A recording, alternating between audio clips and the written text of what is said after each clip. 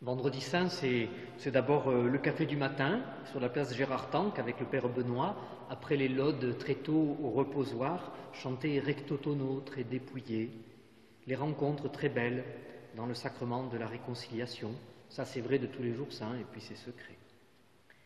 Les chemins de croix, Jonquière, le long du canal, avec la grande croix de Giuseppe, le chemin de croix aussi de Croix Sainte, avec tous les fidèles de cette chapelle, cette ferveur grave devant le Christ de Mers-el-Kébir, tout drapé de rouge, on ne reconnaît plus la chapelle. Et puis l'office de la Passion, là c'est peut-être la voix d'Annick comme narratrice de la lecture de la Passion pour nous faire entendre le récit de Saint Jean avec grande intensité, le bruit de la lourde croix sur le dallage porté par nos diacres André et Pierre, l'attitude de chaque paroissien, personnelle et bouleversante, je l'avoue, au moment de vénérer le crucifié. Le chant poignant du Stabat Mater aussi, avec le petit chœur de Jacques Loss. Le reposoir saisissant de l'équipe de Sylvie et de Rita à l'église de Ferrières avec cette phrase qui résume peut-être tout. Quand même, mon père, il le mérite.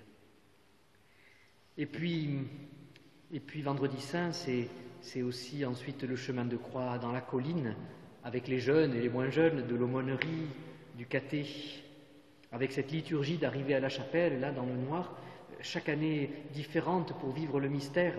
Et je sais que chaque année, il y en a qui se disent « mais qu'est-ce qu'ils vont encore inventer pour nous surprendre ?»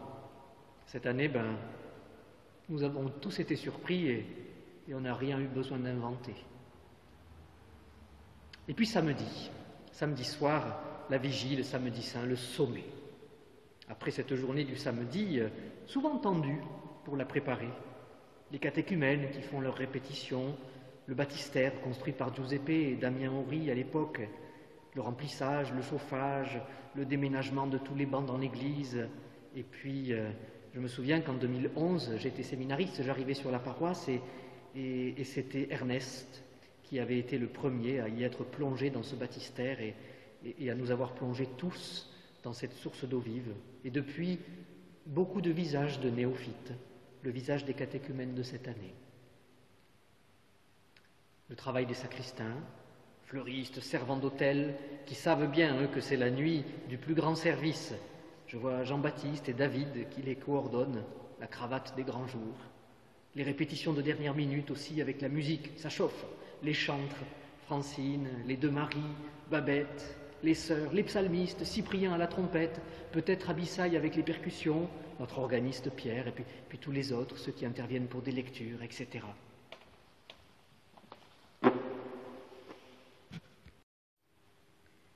Et là, pour la vigile, vous m'avez donné rendez-vous avec vos voix, surtout. Je pense à celle de Pierre Laurent pour l'Exultète, je pense au passage de la mer à pied sec. Et là, c'est la voix de Pierre Contat qui nous chante ce cantique, qui quitte ses claviers pour nous chanter « Chantons le Seigneur, car il a fait éclater », etc. Alors, nous pensons à lui particulièrement et à sa maman Madeleine qui fait sa Pâque avec le Christ. Aujourd'hui, jour de Pâques, nous prions pour eux. Et puis la voix de Jean-Baptiste, puis de sa sœur Marie, après dans les années « Ivres de joie, vous puiserez les eaux aux sources du salut ». La voix d'André Ligoni pour la litanie des saints.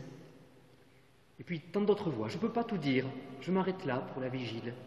Le jour de Pâques, à la Madeleine ici, ou à Croix-Sainte, eh bien avec les sacristains, Yvon, Geneviève, et puis les fleurs d'Adeline, des autres, les chants, peut-être les chants d'Alexis, de Jean-Pascal qui me sont revenus en tête, le visage des enfants, déjà plein de sucre glace du petit agneau pascal en brioche offert par Tino et Anna, les boulangers de Lille, la mouna aussi, la mouna de Pâques, et puis les chocolats. Voilà, je m'arrête ici, je pourrais continuer pendant des heures, mais ce sont que quelques bribes. Voilà, je voudrais citer 1000 autres visages, 1000 autres impressions, et puis toutes les personnes qui font peut-être rien de spécial, mais qui sont là, et dont on saisit le visage, l'expression, au moment, voilà, un moment de célébration, le visage avec les traits peut-être accentués par la flamme du petit cierge que nous portons tous à la vigile. Et puis chaque année c'est différent. Chaque année se rajoutent d'autres visages, et puis notre communauté avance, elle s'édifie, et chaque année c'est tel ou tel office qui est plus porteur, c'est tel ou tel moment qui a été plus porteur, plus, voilà, on l'a vécu plus avec intensité, et chaque année c'est différent, et c'est toujours plus de toute façon que ce qu'on peut en dire. En tout cas, chers amis, même seul à la Madeleine cette année, j'avoue que j'évitais de regarder du côté de la nef vide. C'est pour ça que je me tourne de ce côté quand je célèbre. Parce que la nef vide, c'est trop difficile. Voilà. Mais vous étiez tous là. Et vous avez eu bien raison de vous inviter. En vous disant tout ça, ce n'est pas qu'on soit là en train de se congratuler, en se disant qu'est-ce qu'on est bien et qu'est-ce qu'on est bien d'être entre nous. Non. Mais c'est que, alors qu'on est privé de notre présence mutuelle et de nos célébrations, eh bien, vous m'avez été rendu par le Seigneur et j'ai pu faire mémoire de vous devant lui. Voilà, j'en rends grâce, tout simplement. Alors évidemment, nous allons être suspendus aux annonces du président de la République, non pas pour savoir si le confinement sera prolongé, et il le sera, mais plutôt de combien et comment ça va se passer. Nous ne savons pas. Mais en attendant, parce que c'est Pâques, eh bien, ne bougez pas, je vous emmène quelque part. Je crois bien que certains s'y attendaient un peu.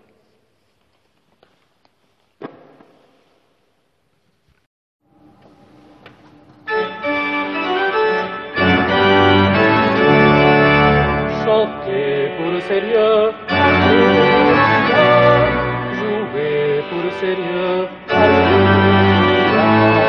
vivez pour le Seigneur.